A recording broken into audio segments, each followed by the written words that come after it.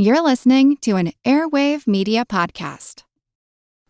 Hello, and thanks for joining Revolution 250, where we look at events that took place 250 years ago this week. This is from the American Revolution Podcast, a short bonus episode to remind you about these important anniversaries from the Revolutionary War. This week, we remember the beginning of the Siege of Quebec. Earlier this week, I discussed the fall of Montreal and the capture of the remaining British regulars in Canada. Only General Guy Carleton, who was also the governor of Quebec, managed to escape capture by posing as a French peasant and sneaking back into Quebec City. Now, even though all of the British regulars had been taken prisoner, Loyalists had managed to rally at Quebec City. Before the Loyalists got there, Lieutenant Governor Hector Cramahi was prepared to surrender the city, having received word that the Continentals were on their way, while Captain Benedict Arnold's army had taken a position across the river from Quebec City on November 8th. His men were not in any condition to fight. That same day, a British ship, the Lizard, sailed up the St. Lawrence River to Quebec City with 100 Loyalist militia commanded by Captain Malcolm Fraser, a retired British officer who had participated in the capture of Quebec back during the French and Indian War. The ship brought with it guns, uniforms, and other supplies necessary for the defense of the city. A few days later, more support would arrive under the command of Lieutenant Colonel Alan Maclean, another veteran officer of the British Army. Lieutenant Colonel Alan Maclean was a Scottish immigrant who had fought against the British in the Jacobite Rebellion and barely escaped with his life after the Battle of Culloden. Afterwards, though, Maclean took advantage of an offer of amnesty and swore his allegiance to the king. He served as a British officer before settling into retirement in Canada.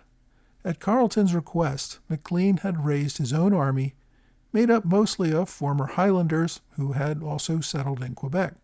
The Highlanders formed into a regiment known as the Royal Highland Emigrants. Lieutenant Governor Cramahi, a former British officer himself, with experience fighting in the French and Indian War, happily turned over military command to Colonel Maclean. The experienced officer rallied the people of Quebec, put the city under his military command, and focused on shoring up the defenses. Maclean had assembled an army of nearly 1,200 men defending the walled city of Quebec. More than half of these were inexperienced French or British militia, and, well, they were actually all militia, but the remainder of them were these experienced Scottish Highlander veterans who really did know how to fight. The stormy weather and a lack of boats prevented Arnold's Continentals from crossing the river for several days. Arnold spent that time having his men building scaling ladders and pikes in anticipation of storming the city walls.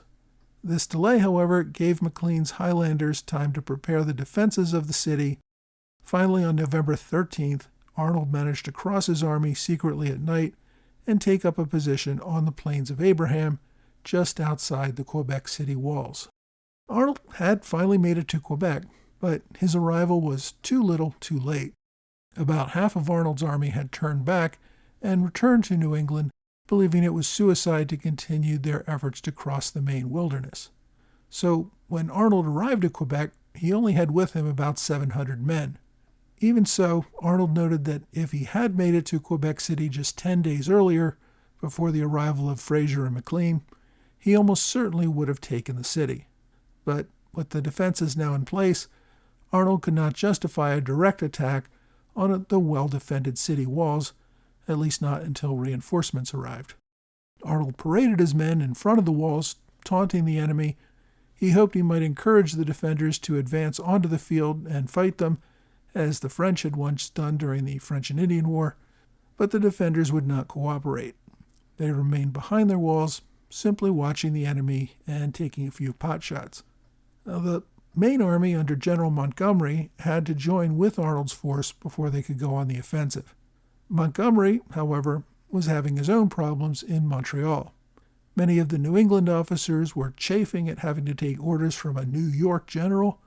Montgomery had also made promises to some of the soldiers that he would let them go home after they had captured Quebec. Many other soldiers who were enlisted through the end of the year demanded to be released as well. Despite Montgomery's pleas, The men had suffered great deprivation and had not been paid for some time. Most of the New England troops considered their work complete after taking Montreal, and they just went home. Montgomery had to spend valuable time recruiting locals to join the army, finding food and winter uniforms for the soldiers who did remain, and trying to find some artillery that he was going to need if he was going to try to use something against the walls at Quebec. Montgomery would not depart Quebec for several more weeks, not leaving until the end of November. Even then, he brought with him only a few hundred soldiers and not nearly enough cannons. I hope you've enjoyed this Revolution 250 moment. I originally covered these events in episode 78 of the American Revolution podcast. I also encourage you to subscribe for free on whatever podcast platform you like. Thanks again for listening to this Revolution 250 moment on the American Revolution podcast.